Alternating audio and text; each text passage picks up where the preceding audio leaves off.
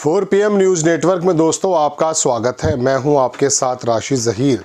अभी 2-3 रोज़ पहले ही मैंने आपको खबर बताई थी कि कर्नाटक हाई कोर्ट से जो कर्नाटक सरकार को गिराने की एक साजिश रची जा रही थी, उसमें फ़ैसला ये आया कि सिद्धारमैया की सरकार, सिद्धारमैया को, उनकी पत्नी को और एक मंत्री को उन्होंने क्लीन चिट दे दी थी और ईडी उसके अंदर जो अपना रोल प्ले करना चाहती थी उसकी एप्लीकेशन को उन्होंने दरकिनार कर दिया था। लेकिन अब एसवी राजू, सॉलिसिटर जनरल, आप तुषार मेहता सुनते रहते होंगे, कर्नाटक हाई कोर्ट भेज दिया अमित शाह ने, ऐसा लोग कह रहे हैं। कर्नाटक की सरकार को गिरा करके, बदनाम कर करके क्या समझाना चाहती है भारतीय जनता पार्टी का आला कमान, ये तो आप खुद समझिए। हमारा काम तो सिर्फ खबर देना है। अभी 2-3 दिन पहले ही हाई कोर्ट ने बल्कि उस आदमी को डांट भी लगाई थी जिस आदमी ने कहा था कि म्यूडा में ज़मीन का घोटाला किया है सिद्धारमैया या उनकी पत्नी या उनके मंत्री ने, उस पर जांच भी बैठा दी गई थी। लेकिन ईडी को ये बात समझ में नहीं आई और वो शायद अपनी आला कमान से आदेशित होकर कर्नाटक हाई कोर्ट पहुंच गए। और हैरत की बात यह है कि जिस कर्नाटक हाई कोर्ट या सुप्रीम कोर्ट की मैं इन दिनों काफ़ी ज़्यादा प्रशंसा कर रहा हूँ, उसने उनकी अपील कबूल भी कर ली है। अब या तो वो बात ठीक थी जो 3 रोज़ पहले थी, या ये बात ठीक है जो अब है। आप देखेंगे, ये तो पुरानी खबर है कि म्यूडा घोटाले में बड़ा फैसला, हाई कोर्ट ने सीएम सिद्धारमैया की पत्नी के खिलाफ ईडी का समन किया रद्द। 23-24 साल पुराना मामला अपने नए दर्शकों को मैं बताना चाहता हूँ कि उसके अंदर ये हुआ कि ज़मीन का घोटाला किया गया था, उसके परिवार के माध्यम से कुछ मिला नहीं। हाई कोर्ट्स ने वहाँ की लोकायुक्त के बारे में कहा कि इनकी जो रिपोर्ट होगी उसको मान्यता दी जाएगी। वहाँ के लोकायुक्त ने रिपोर्ट दे दी कि इनकी कोई भी संलिप्तता नहीं है, लिहाजा उसको डिसमिस कर दिया गया। लेकिन अब ताज़ा खबर देखिए दोस्तों, हिंदू ने भी छापा है और देश के बड़े बड़े अखबार जो हैं वो छाप रहे हैं, लेकिन ये उजाला और ये जागरण जो अंधेरा कर रहे हैं, इसके इन्होंने कोई ऐसी बड़ी खबर मुझे दिखाई नहीं दी। आप खबर देखें, सबसे पहले लाइव लॉ की है कि कर्नाटक हाई कोर्ट उसने एडमिट कर ली है appeal filed by the ED, जो ईडी के माध्यम से अपील की गई थी उसको, against order quashing case against former MUDA commissioner. अब ये धीरे धीरे वहीं बढ़ेंगे। मैं आपको दिखाता हूँ कि इसमें अखबार ने लिखा क्या है, आप देखेंगे।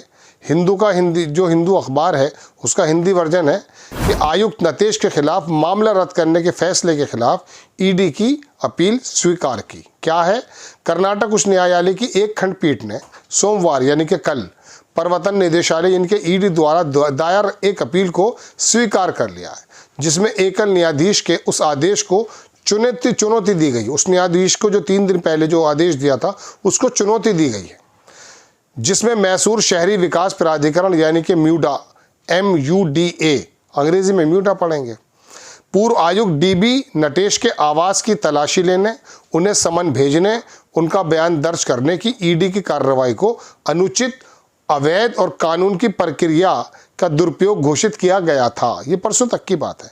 ताज़ा खबर यह है कि इस बीच मुख्य न्यायाधीश NV अंजारी और न्यायमूर्ति MI अरुण की खंडपीठ ने कहा कि अंतरिम आदेशों के लिए ईडी की याचिका पर विचार नहीं कर सकती है, या तो एकल न्यायाधीश के 27 जनवरी के फैसले पर रोक लगाने के लिए एकल न्यायाधीश के फैसले को अन्य मामलों में विशाल के रूप में मनाने के लिए, क्योंकि ईडी ने ऐसे अंतरिम आदेशों की मांग करते हुए आवेदन दायर नहीं किया था। इसके आगे खुल नहीं रहा है लिंक, लेकिन मैं आपको पूरी खबर बताता हूं दोस्तों। ये लाइव लॉ ने लिखा कि Karnataka high court on Monday, वही बात जो आपको मैं बता रहा हूँ, दोबारा बताऊंगा, चीफ मिनिस्टर सिद्धारमैया की वाइफ जो पार्वती हैं उनको राहत दे दी गई थी लैंड वाले मामले में। सिंगल जज बेंच ने ये अलाउड किया था पेटिशन, और search the seizure conduct at the petitioner residence bye the ED.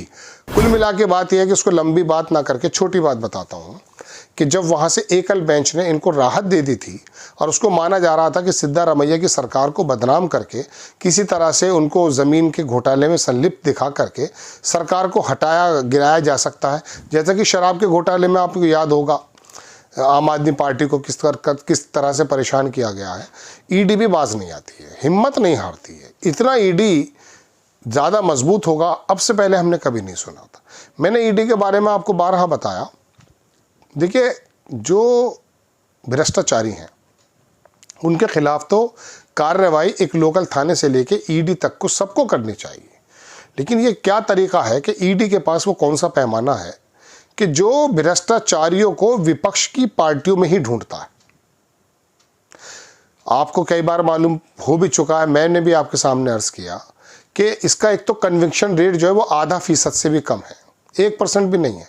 दोषी कितने लोग निकले, आज तक आधे % से ज़्यादा नहीं बढ़ पाया। दूसरी बात, 95% से ज़्यादा कोई अखबार 90 लिखता है, कोई 92 लिखता है, कोई 97 लिखता है। इसमें ज़्यादातर लोग जो ईडी के हत्थे चढ़े हैं, जिनके ऊपर कार्रवाई है, अभी भूपेश बघेल पर भी हो रही है, तो इनको विपक्ष के नेता ही हैं 95-98%। तो मैं पूछना ही चाहता हूँ, यह सवाल दिमाग में आपके भी आ जाएगा कि ऐसा कौन सा इनके पास थर्मामीटर है जिसके बारे में जान लेते हैं कि जो विपक्ष के लोग हैं, जो सरकारों में नहीं भी हैं या सरकार में हैं कहीं कहीं, वही लोग गड़बड़ियाँ करते हैं। दोस्तों बात यह है, और ईडी को अभी बहुत बड़ी फटकार लगते हुए उसको रिजेक्ट कर दिया गया। सिद्धारमैया और उनके परिवार को राहत दे दी गई। उस आदमी को जिसका थोड़ा सा, मैं कह रहा हूँ, उनकी भावनाएं बड़ी ज़्यादा आहत हो जाती हैं, उसकी शक्ल भी दिखाई थी मैंने आपको फ़ोटो लगा करके, उसके खिलाफ भी जांच बैठा दी गई थी कि किस इंटेंशन से ये आया। लेकिन ईडी किस इंटेंशन से जाती है? अच्छा चलिए मान लीजिए कि इसका काम है, ये वाकई प्रक्रिया के रूप में काम करते हैं। लेकिन अभी थोड़े दिनों पहले महाराष्ट्र की सरकार को उठा के पटक दिया गया था। उसमें एक विधायक का तो कहना यह था, लोग नेता बात कर रहे थे टीवी पर, कि उसने शरद पवार से ये कहा कि साहब मैं जेल चला जाऊंगा अगर मैं इनके साथ नहीं गया। शिंदे को वहाँ लेकर गए आसाम, जब वापस आए शिंदे तो वो सीएम बन गए। तो पता ये चला था कि उस ज़माने में जो उद्धव ठाकरे की सरकार थी, उसके बेशतर मंत्रियों को, विधायकों को नोटिस दिए गए थे। उन्हें जेल जाने का डर सता रहा था। और अजीत पवार तो जाने ही वाले थे, 2-3 दिन पहले ऐलान कर दिया था लगभग प्रधानमंत्री जी ने कि 70,000 करोड़ का घोटाला। उसके बाद से आज तक वो जेल नहीं गया बंदा। और वो नोटिस जो दिए गए थे, जो जगहें सीज करने की बात की गई थी, अब उसकी कोई कार्रवाई नज़र नहीं आती है। अब सब कुछ चंगा सी हो गया। उद्धव ठाकरे की सरकार को गिरा के शिंदे ने सरकार बनाई, अब वो उस पर भी हावी हो गए, उसके अंदर तमाम चीज़ें हैं। तो ये ईडी, इसके बारे में आपको याद होगा एक बात, कितनी बदकिस्मती की बात है जब चुनाव आयोग, सीबीआई, ईडी, इन जैसे संस्थानों की अगर इंसल्ट होती है, वहाँ एकनाथ शिंदे और देवेंद्र फडणवीस ये दोनों सरकार चला रहे थे, आज भी वो चला रहे हैं। तो ईडी को एकनाथ तो ई से कर दिया एकनाथ, और डी को कर दिया देवेंद्र फडणवीस। ईडी की सरकार चल रही है।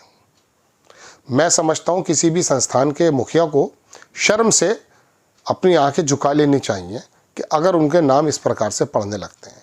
चुनाव आयोग के बारे में तो आप जानते ही हैं। आपको खबर कैसी लगी अपनी राय कमेंट्स बॉक्स में ज़रूर दीजिएगा। चैनल को सब्सक्राइब कीजिएगा, शेयर कीजिएगा। नेक्स्ट टाइम मैं किसी खबर के साथ हाजिर होता हूँ। जय हिंद।